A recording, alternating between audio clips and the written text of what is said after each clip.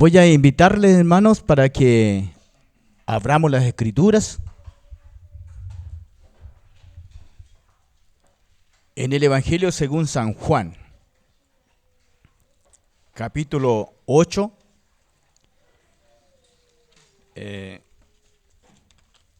Nos vamos a concentrar en un versículo acá que vamos a pedir al Espíritu Santo que nos enseñe hoy día, que nos alumbre. Entonces, por eso que vamos a antes tener una oración al Señor, para que el Señor nos guíe en todo y que este momento sea de mucho provecho para nuestro caminar con el Señor. Señor, te damos gracias en esta hora, en este tiempo, Señor, porque todo este tiempo, estos momentos, Señor, los recibimos de ti, de tu preciosa misericordia, Señor. Señor, te rogamos en el nombre precioso de Cristo Jesús, que por tu Espíritu Santo, Señor, tú nos guíes a toda tu verdad. Señor, cuánto necesitamos, Señor, tu palabra. Cuánto necesitamos, Señor, tu consejo. Cuánto necesitamos, Señor, tu luz. Señor, ayúdanos con tu Espíritu Santo, Señor. Ayúdanos, Señor, para que este caminar sea, Señor, siempre contigo. Gracias, Señor. Gracias, Señor, porque nuestras hermanas están siendo edificadas también allá en el retiro. Y lo que estamos acá también estamos edificándonos en tu palabra. Gracias, Señor Jesucristo, porque tú eres uno solo. Tu iglesia es una sola, Señor. Tu cuerpo es uno solo, constituido por muchos miembros, Señor, que eso nos decía el pan. Gracias, Señor. En Cristo Jesús. Amén. Amén. Vamos a leer, hermanos, el capítulo 8 para que nos recordemos de la historia. Vamos a leer todo el extracto del 1 al 11. Pero después nos vamos a concentrar en el versículo 11.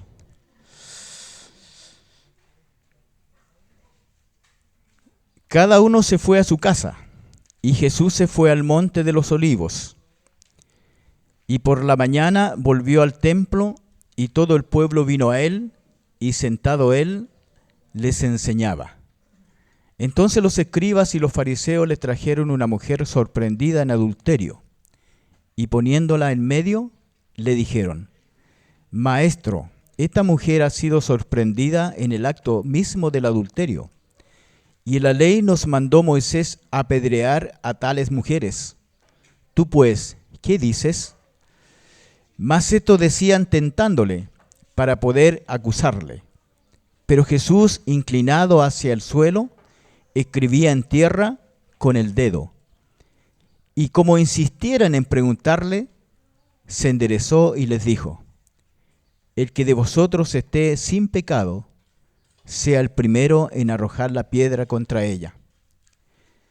E inclinándose de nuevo hacia el suelo, siguió escribiendo en tierra. Pero ellos, al oír esto, acusados por su conciencia, salían uno a uno, comenzando desde los más viejos hasta los postreros, y quedó solo Jesús y la mujer que estaba en medio. Enderezándose Jesús y no viendo a nadie, dijo a la mujer, y no viendo a nadie, sino a la mujer le dijo: Mujer, ¿dónde están los que te acusaban? ¿Ninguno te condenó? Ella dijo: Ninguno, Señor. Entonces Jesús le dijo: Ni yo te condeno. Vete y no peques más. Entonces, hermanos, vamos a concentrarnos en este versículo. Y básicamente en la parte B, el 11b. Todos, o la mayoría, hemos escuchado en algún momento o hemos leído esta historia, hermanos. De este encuentro que no por razones loables tuvo esta mujer con el Señor Jesucristo, pero fue un encuentro. Y brevemente quería decir, hermanos, que siempre lo que acusan son merecedores de ser acusados también. Por eso el Señor Jesucristo le encargó mucho a sus discípulos que no miráramos la paja en el ojo ajeno, sino que miráramos primero la viga que teníamos en nuestros propios ojos, y una vez limpiada la viga, entonces sí podríamos ayudar al hermano. También el Señor nos encargó mucho de no tener juicio en nuestros corazones, de no enjuiciar a otras personas, porque nosotros también estamos necesitados de perdón. Estamos necesitados de ayuda. Estamos necesitados, hermanos, de la gracia de Dios. Y los fariseos y los escribas, ellos no se daban cuenta que también estaban en la misma condición que esta mujer. Y mientras más sucio está en nuestro corazón, hermanos, menos nos damos cuenta. Y acusaron a esta mujer, y el Señor Jesucristo, que ve más allá que nosotros, de lo que nosotros vemos, ella vio la necesidad que tenía esta mujer de perdón. La necesidad que tenía esta mujer de la gracia de Él, de su misericordia. El Señor en estos días nos ha estado hablando, hermanos, de misericordia y de gracia. Y Proverbio 16:6 dice: con misericordia y verdad se corrige el pecado. Y el temor de Jehová hace que la persona se aparte del mal. Y aquí, hermanos, vemos la misericordia y la verdad. Misericordia porque el Señor Jesucristo, cuando le dice a la mujer, ni yo te condeno, Él le está diciendo, hermano, tú necesitas perdón y yo estoy aquí para perdonarte. Juan 3:17 dice, porque no envió Dios a su Hijo al mundo para condenar al mundo, sino para que el mundo sea salvo por Él. El Señor Jesucristo no vino a condenar al mundo, sino que Él vino a salvar al mundo porque el mundo ya estaba condenado. Hermanos, cuando Cristo vino en nuestra vida, nosotros ya estamos condenados. Entonces, Él vino a salvar y a buscar lo que ya estaba perdido. Hermanos, el Señor me condujo a esto, hermanos, para engancharlo o empalmarlo con una palabra que me dio anteriormente cuando me tocó acá estar también compartiendo sobre la misericordia. Entonces, hoy día vamos a ver la segunda parte, la verdad. La misericordia y la verdad. La verdad de Dios. La verdad de Dios, hermano, nos sitúa en perspectiva frente a Dios. ¿Cómo está nuestra vida frente a Dios? nosotros por lo general, hermanos, siempre nos comparamos con las personas, pero nuestro punto de comparación, nuestro patrón de comparación es nuestro Señor Jesucristo, hermanos. Él es nuestro máximo referente. Y cuando nos comparamos con el Señor Jesucristo, hermanos, todos reprobamos. Absolutamente todos. Él es nuestro punto de comparación.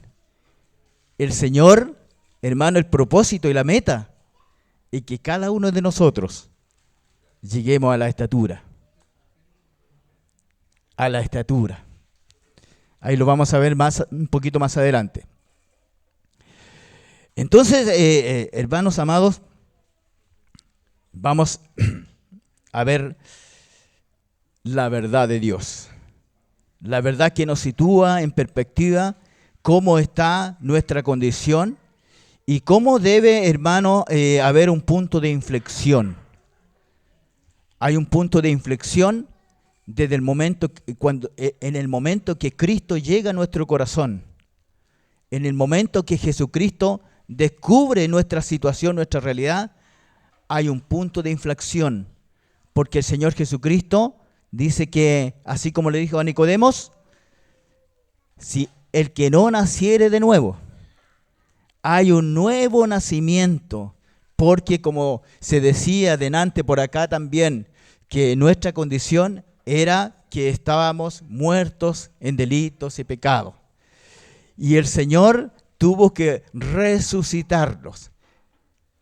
Entonces el apóstol Pablo, hablándole a la iglesia en Corinto le dice, el que está en Cristo, nueva criatura es. 2 Corintios 5:17, ¿no es cierto? El que está en Cristo, nueva criatura es. Las cosas viejas pasaron. He aquí, todas son hechas nuevas. Bendito el Señor. ¿Ya? Es decir, hermanos, el Señor no vino a repararnos.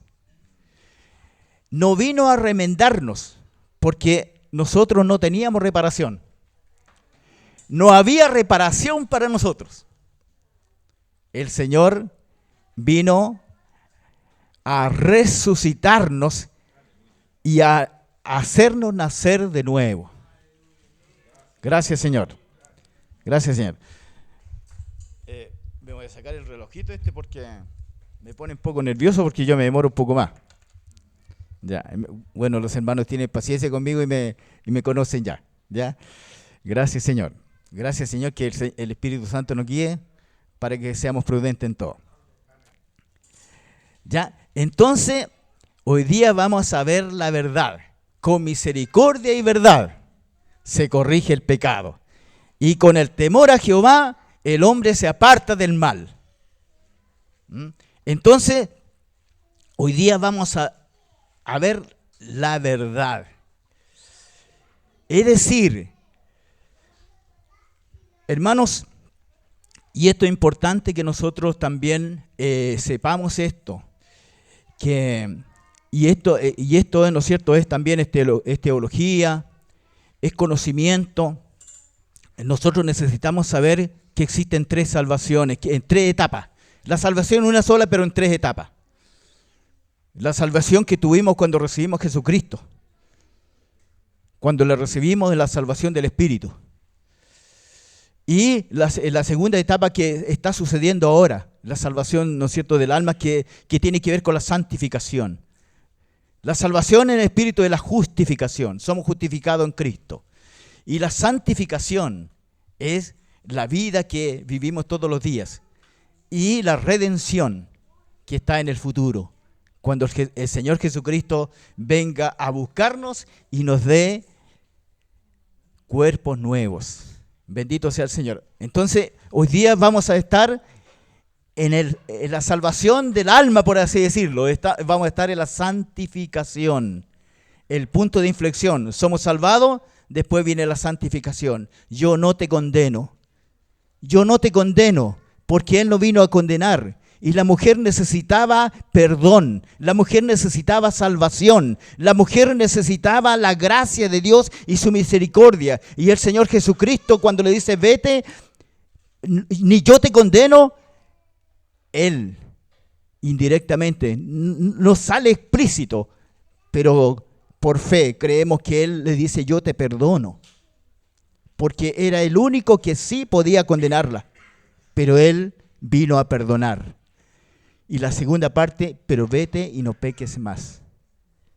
Es necesario que, también el proverbio dice que, hermanos, cuando hay arrepentimiento, hermanos, la misericordia alcanzará al ser humano, alcanzará al hombre. Ahora, la pregunta es, y vamos a ver algunas verdades, hermanos, que nosotros fuimos salvados para tener vida eterna.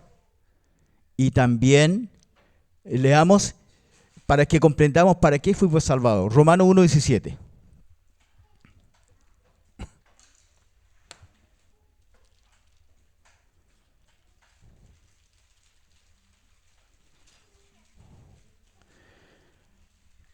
El apóstol Pablo, saludando a la iglesia en Roma, en el 7, entre su saludo, él le revela una verdad. Y la verdad, hermanos, que también es para todos nosotros, para cada uno de nosotros. Ya hemos sido salvados. Todos tienen a Cristo en su corazón, al Espíritu Santo. ¿Hay alguno acá que no haya recibido a Jesucristo como su Señor y Salvador? Todos lo hemos recibido. Entonces todos somos salvados en el Espíritu. Ahora, y los hermanos en la iglesia de Roma reciben el saludo de Pablo. Y entre el saludo, el apóstol Pablo en el versículo 7:1-7 dice, a todos los que estáis en Roma, amados de Dios, llamados a ser santos, gracia y paz a vosotros, a Dios nuestro Padre y del Señor Jesucristo. Es decir, para que lo tengamos claros, nosotros fuimos salvados para ser santos, para caminar en santidad, para caminar en pureza, hermanos. Que el Señor nos ayude, que el Señor nos socorra, porque para que tengamos eso presente y para que esa sea nuestra convicción, hermanos amados.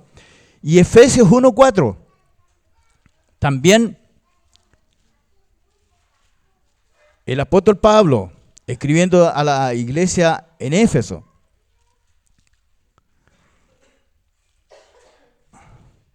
también allí por el Espíritu Santo confirma lo mismo.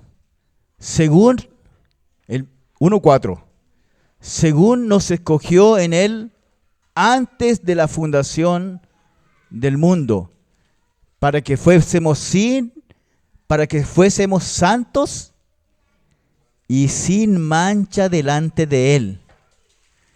¿Se acuerda que aquí vemos que el Señor no hizo las cosas, ¿no es cierto?, a la ligera? El Señor había planificado en la eternidad pasada. ¿Se acuerdan cuando recibimos también palabra del Señor por un hermano que vino? En la eternidad pasada. La salvación estaba consumada en la eternidad pasada. Y dice que la santificación por el camino que nosotros debemos caminar también está preparado en la eternidad pasada. Y el apóstol Pablo, cuando habla de la salvación por gracia, en Efesios 2, dice que por gracia somos salvos por medio de la fe, y esto no de vosotros, pues es don de Dios, no por obra para que nadie se gloríe, ¿no es cierto? Y dice que somos salvados para buenas obras, las cuales Dios preparó de antemano, para que anduviésemos en ellas. Entonces el Señor dice que los salvados en Cristo Jesús han sido salvados para que fuesen santos y sin mancha delante de Él. Es el propósito del Señor. Hay otros versículos más, pero solamente vamos a leer esos 2 versículos, hermanos. Ahora,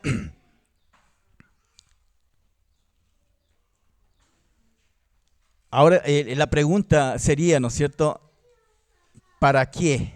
¿Cuál es la meta próxima, hermano, de la salvación del Espíritu, la justificación? Justificados somos en Cristo Jesús, tenemos paz para con Dios.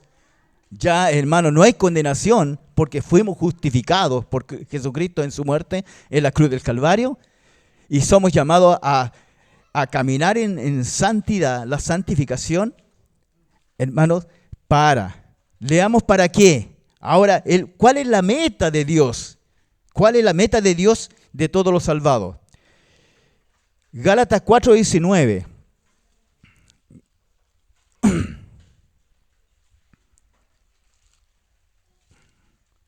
Gálatas 4:19, hablándole el apóstol Pablo a la iglesia en Galacia.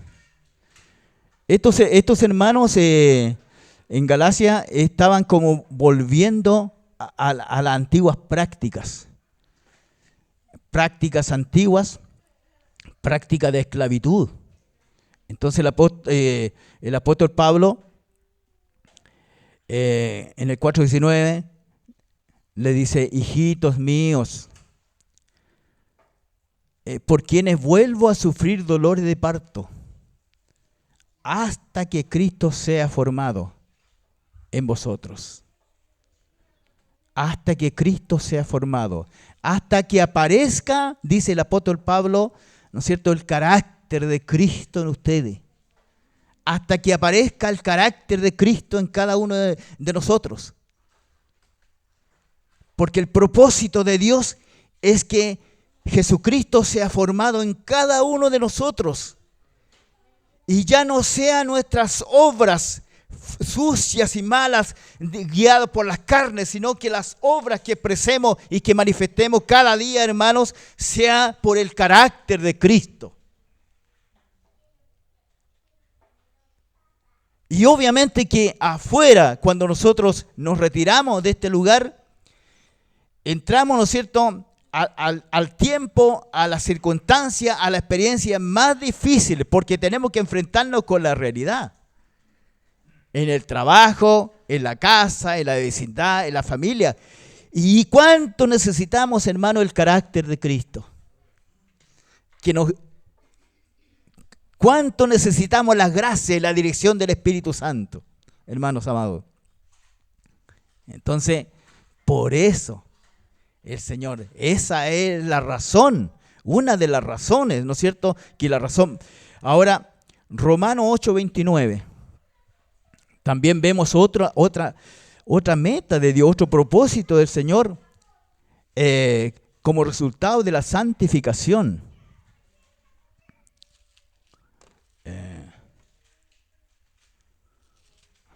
Romanos 8:29.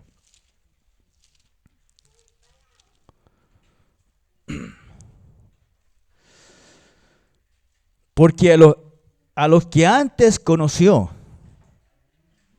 también los predestinó para que fuesen hechos conforme a la imagen de su Hijo,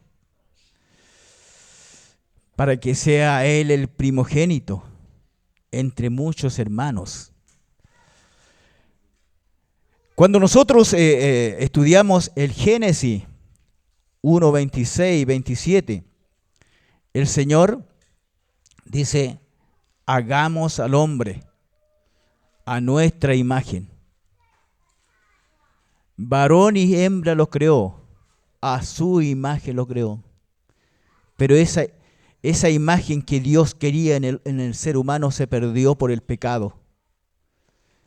Entonces, el hombre, en vez de expresar, irradiar, mostrar la imagen de Dios, empezó a mostrar la imagen, hermano, del enemigo de Dios por el pecado. Y eso se perdió. Eso, hermano, fue perdido por el hombre. Pero Dios ya tenía preparado de antemano recuperar en un hombre la imagen de Dios, en Jesucristo. Y Él, hermanos, y vemos allí en el versículo 3 el capítulo 3 de Génesis, ya cómo Dios manifestó su gracia y su misericordia. Su gracia y su misericordia. Su gracia y su misericordia. Y allí también nació la buena noticia de lo que iba a pasar. En Génesis 3:15, cuando le dice a la serpiente, dice, y en referencia a la mujer, le dice, la simiente de ella te pisará la cabeza. La simiente de ella te pisará la cabeza y tú le herirás en el calcañar. Y los teólogos hablan del protoevangelio. Ahí nació la buena noticia que Dios tenía preparado de salvación para la humanidad caída en su Hijo Jesucristo.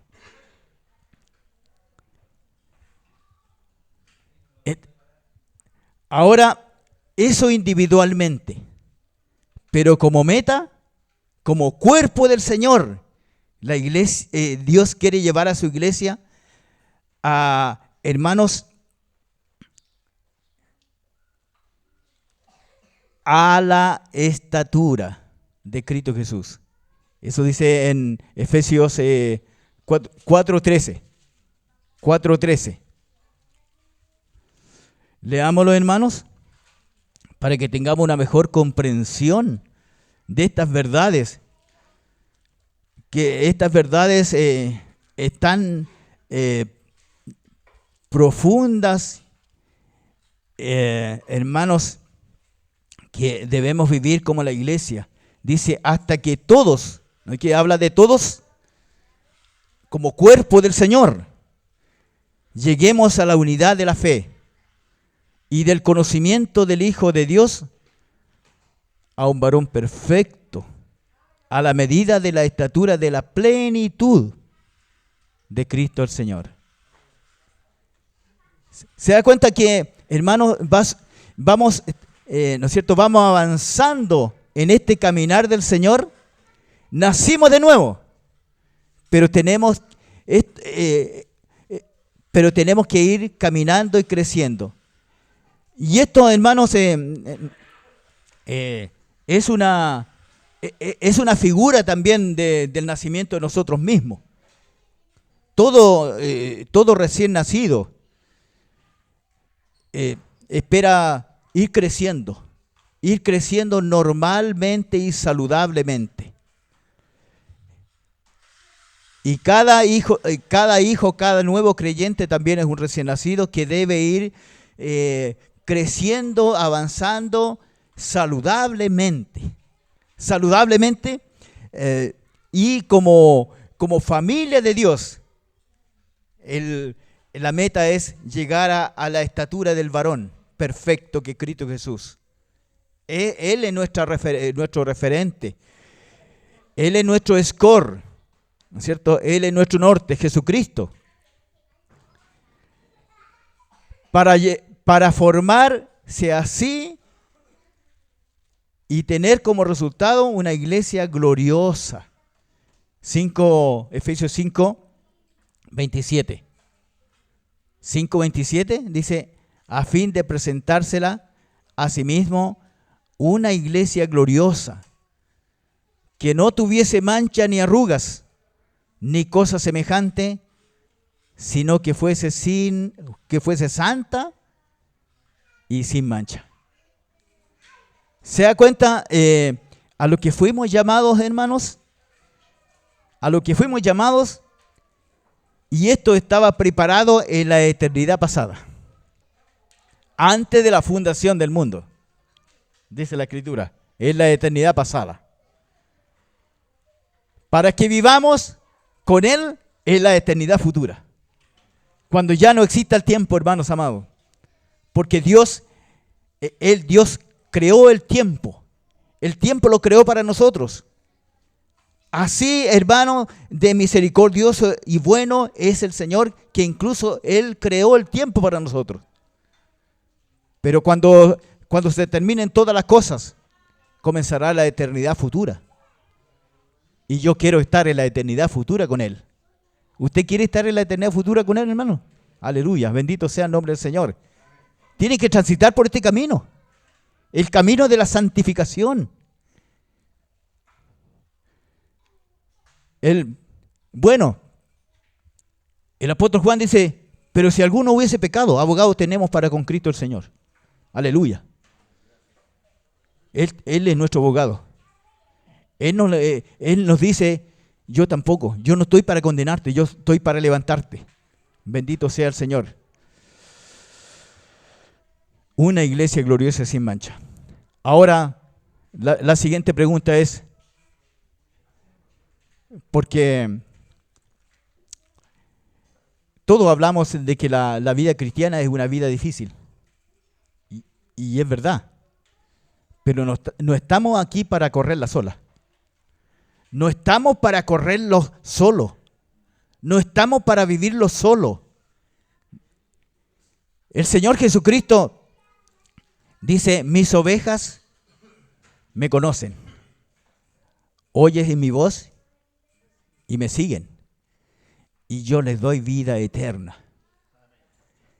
Y no perecerán jamás. Ni nadie la arrebatará de mi mano. Nadie la puede arrebatar de la mano de mi Padre, porque mi Padre es mayor que todos. El Señor nos ha puesto en Cristo Jesús.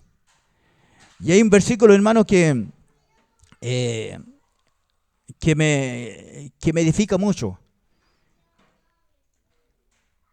El versículo 1 Corintios 1:30. Dice que el mismo Señor Jesucristo es nuestra sabiduría. Él es nuestra justificación. Él es nuestra santificación. Y Él es nuestra redención.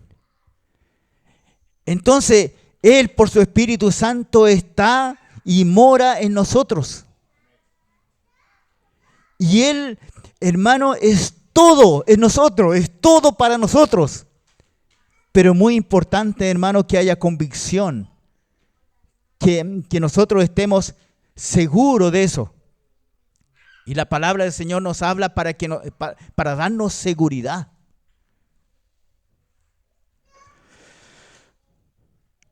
Entonces, ahora, ¿cómo lo logro?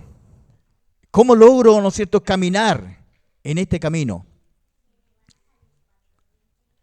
Vamos a Colosenses 3. Colosenses 3 vamos a ver allí un recurso. Lo primero, hermanos, es la determinación personal. Ya sabemos, hermanos, que nosotros tenemos al Espíritu Santo. Lo siguiente es tomar una determinación personal, una decisión personal. Y me gusta mucho ese versículo de Daniel 1:8, que dice, y decidió en su corazón no contaminarse con la comida del rey. Y sigue la historia, ustedes conocen cómo sigue la historia. Pero cada uno, hermano, debe proponer en su corazón no contaminarse. Y cuando nosotros proponemos en nuestro corazón, hermano, tenemos el auxilio, tenemos la gracia, tenemos la compañía del Paracleto, tenemos la compañía del Espíritu Santo. Este Espíritu Santo que según Juan 16 vino, hermanos, para convencernos de pecado, para llevarnos a Cristo primeramente y después para conducirnos con Cristo. Y él, ese mismo capítulo 16, dice que el Espíritu Santo está dentro del ministerio del Espíritu Santo, está en conducirnos a toda verdad. A toda verdad, es decir, a la palabra del Señor. Entonces dice, 3:8, dice, haced morir, pues lo terrenal en vosotros, fornicación, impureza, pasiones desordenadas, malos deseos y avaricia, que es idolatría. Se dan cuenta que, hermanos, aquí hay un verbo. Y los verbos son acciones, son obras. Santiago dice que la fe sin obra es muerta, no existe. Dice Santiago que la fe se expresa por las obras. Las obras hablan, hermano, de la fe. Las obras hablan. Cuando el Señor Jesucristo, allí predicando, y Juan el Bautista encarcelado, Juan el Bautista envió a su discípulo a preguntarle al Señor Jesucristo, porque con todos estos problemas que encarcelado Juan el Bautista le surgieron dudas, como a nosotros muchas veces también nos surgen dudas. Le mandó a preguntar, ¿eres tú el que había de venir? ¿O esperamos a otros? El Señor Jesucristo, vemos que es muy diferente. Ahí vemos la diferencia nosotros. Quizás nosotros hemos dicho, pero yo hice esto, yo hice este otro. Miren, no se olviden de lo que yo hice, de lo que yo he hecho, cómo camino, cómo soy yo. Ustedes me conocen. El Señor de Jesucristo dijo, los cojos andan, los ciegos ven, los muertos son resucitados, y a los pobres les es predicado el Evangelio. Es decir, las obras hablaron de Cristo Jesús. Dios, hermano, espera que las obras hablen por ti, que tus obras hablen.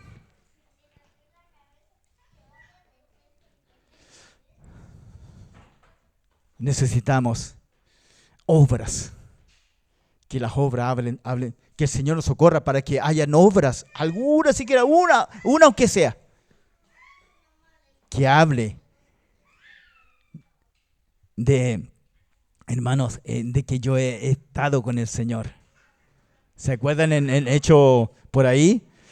Cuando Juan y Pedro predicaban el Evangelio con denuedo, dice la Escritura, y sanaban enfermos y hacían muchas obras. Y dice que los hombres le reconocían que habían estado con Jesús. Habían estado con Jesús. Está nuestro compañero de trabajo, nuestra familia, nuestra esposa, ¿están reconociendo que nosotros hemos estado con Jesús? Que el Señor nos socorra, que nos ayude el Señor, para que haya evidencia, hermanos. Entonces, determinación. Segundo, 2 Timoteo 2:22.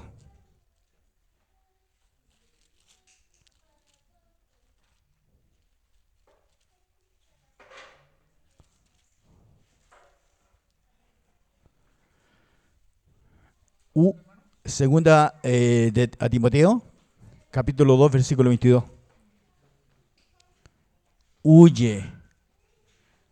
Huye también de las pasiones juveniles. Huye del pecado.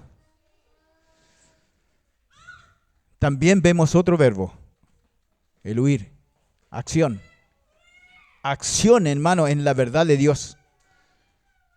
Porque cuando el Señor Jesucristo dice, yo soy la verdad, y conoceréis la verdad, y la verdad os hará libres. La verdad de Dios nos ampliará el horizonte. La verdad de Dios nos dirá dónde estamos ubicados.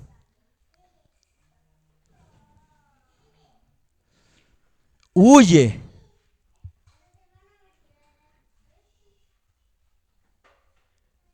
Y 1 Juan 3:3. Entonces, cuando nosotros tenemos la verdad de Dios, hermanos, cuando tenemos las cosas bien claras, cuando tenemos, ¿no es cierto?, la perspectiva bien establecida en nuestras vidas en relación a nuestro Salvador, en relación a nuestra nueva vida, dice que dice, y todo aquel que tiene esta esperanza, esta esperanza que es hijo de Dios y que el Señor viene por cada uno de nosotros. Mirad cuál amor nos ha dado el Padre para que seamos llamados hijos de Dios. Por esto el mundo no nos conoce porque no le conoció a Él. Amados, estoy en el 3, 1 Juan 3. Estoy en el 1:2. Por esto el mundo no nos conoce porque no le conoció a Él. El 2, amados, ahora somos hijos de Dios y aún no se ha manifestado lo que hemos de ser completamente. Pero sabemos que cuando Él se manifieste, seremos semejantes a Él, porque le veremos tal como Él es. Y todo aquel que tiene esta verdad, que tiene esta esperanza, ¿no es cierto?, que espera esto, hermanos, dice, se purifica a sí mismo. Se purifica a sí mismo, hermanos. Así como Él es puro.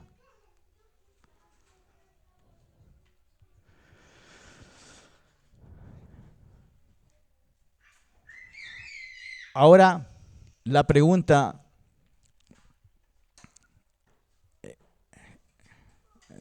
¿cómo lo hago? ¿Solo? Dice,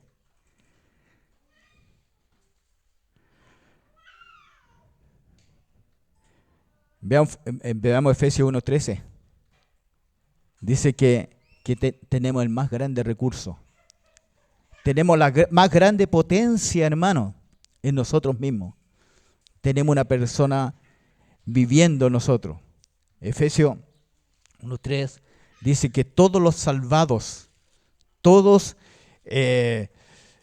los que han nacido de nuevo en Cristo Jesús, todos ellos, dice que hemos recibido de parte de Cristo Jesús el Espíritu Santo. Dice, en Él también vosotros, habiendo oído la palabra de verdad, el evangelio de vuestra salvación, y habiendo creído en Él, fuisteis sellados con el Espíritu Santo de la promesa.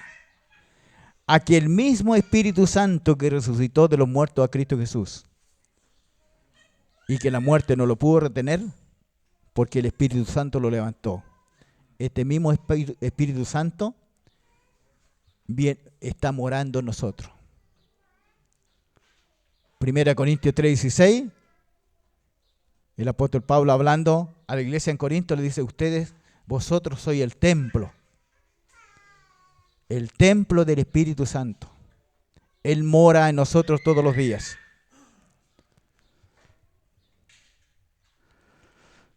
Qué tremendo recurso. Así que no podemos decir que no podemos y que entonces tiene que haber decisión y determinación en nosotros porque tenemos el Espíritu Santo. Tenemos la palabra de Dios.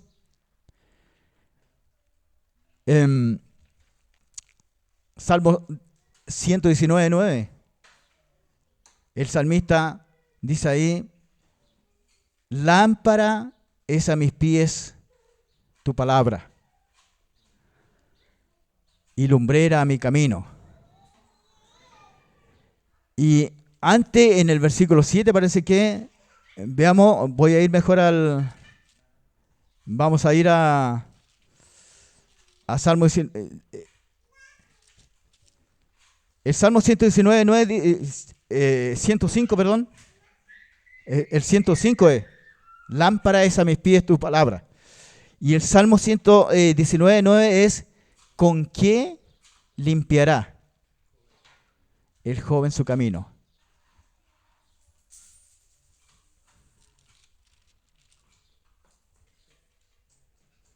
¿Con qué limpiará el joven su camino?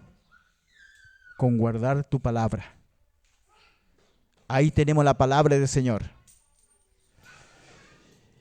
Y quiero detenerme un poquito, hermanos, en tres verdades que nos enseña el Salmo 119. Primero, dice que la palabra limpia nuestro camino, nuestro andar. Él lo limpia. Llegamos sucios, hermanos, llegamos tan sucios. Cristo viene a nosotros y nos encuentra tan sucio y nos da su Espíritu Santo. Y su Espíritu Santo, hermano, nos convence, su Espíritu Santo discierne, su Espíritu Santo nos estimula, nos recuerda, hermanos amados, que la palabra del Señor va a limpiar nuestro caminar. Que la palabra del Señor va a ordenar nuestro camino. Salmo 119, 133. Ordena mis pasos con tu palabra, y ninguna iniquidad se enseñoree de mí. Es decir, nuestro camino estaba sucio, hermano. Estábamos en oscuridad. Y estábamos desordenadamente. Es decir, nuestra vida estaba en oscuridad, nuestra vida estaba sucia y desordenada. Y nos dice que la palabra del Señor alumbra nuestro camino. Alumbra nuestro camino, entonces ahora ya nosotros vemos por dónde caminar. En Cristo el Señor. Él limpia nuestro camino, saca toda la mugre. Y Él ordena nuestro caminar.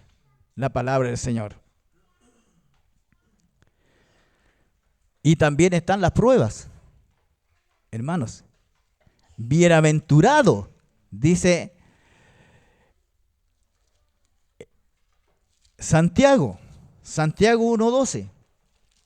Dice, bienaventurado.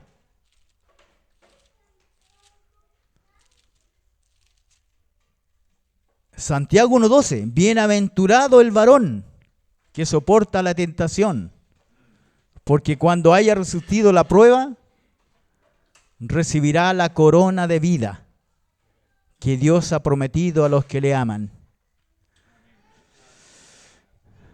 Cuando tenemos, hermano, nosotros una prueba, lo primero que preguntamos es, ¿para qué, Señor? ¿Por qué, Señor? ¿Por qué, Señor, permite esto? Porque como hablamos enseguida, no le damos tiempo a que el Señor nos diga. El otro día un hermano decía que cuando nosotros oramos, no solamente tenemos que nosotros hablarles a Dios, sino que también tenemos que esperar que Él nos hable a nosotros. Pero generalmente nosotros le hablamos a Dios y le hablamos muchas cosas a Dios y somos como una ametralladora hablando a Dios. Entonces, y después, en el nombre de Jesucristo, amén. ¿Ya? Que el Señor nos ayude, hermanos, para que nosotros aprendamos a escuchar a Dios. Y Él nos va a decir, hermanos, por qué están las pruebas. Dios, hermanos, nunca va a poner una prueba mayor a lo que nosotros podemos resistir. Y Él en su preciso instante, hermano, nos dará la salida.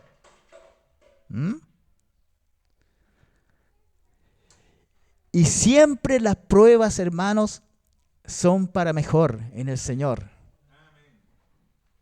A los que a Dios aman, a los que esperan en Él, dice Juan, le dice a la iglesia romana el apóstol Pablo, todas las cosas son favorables, todas las cosas colaboran, todas las cosas trabajan, todas las cosas, hermanos, están destinadas para su bien. Entonces las pruebas también es un recurso, hermano de Dios, para acercarnos más a Él.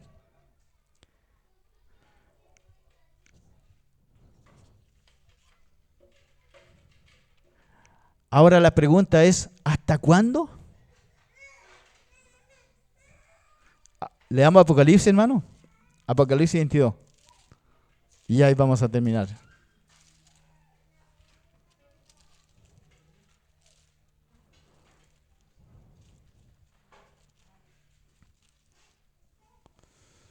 Apocalipsis 22:11. El que es injusto, sea injusto todavía. Y el que es inmundo, sea inmundo todavía. Y el que es justo, practique la justicia todavía. Y el que es santo, santifíquese todavía. Santifíquese más. Siga santificándose. Siga santificándose. Sigamos santificándonos, hermanos. Porque el Señor viene. Amén. Gracias, Señor. Gracias, Señor, porque tu palabra es bendita, Señor. Tu palabra es vida. Oh, gracias, Señor, porque tú nos estás encaminando, Señor, a mayores verdades.